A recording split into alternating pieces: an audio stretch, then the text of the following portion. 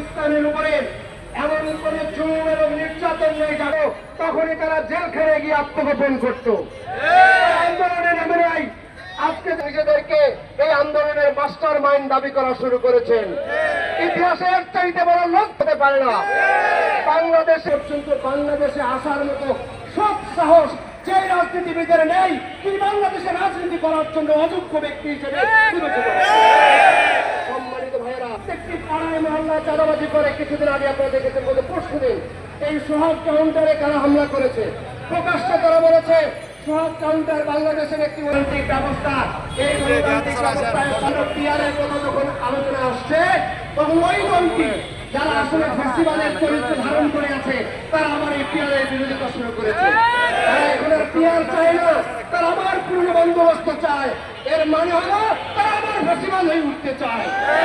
সুতরাং আমরা স্পষ্ট করে বলতে চাই, পিয়ার পদ্ধতির মাধ্যমে প্রত্যেকটি ভোটের মূল্যায়ন হয়। পিয়ার পদ্ধতির মাধ্যমে জনগণ তার প্রকৃত প্রতিনিধি নির্বাচন করার সুযোগ পায়। দক্ষ এবং যোগ্য রাজনীতিবিদ যারা দেশকে নিয়ে ভাবেন, তাদেরকে সিলেকশন করার সুযোগ হয়।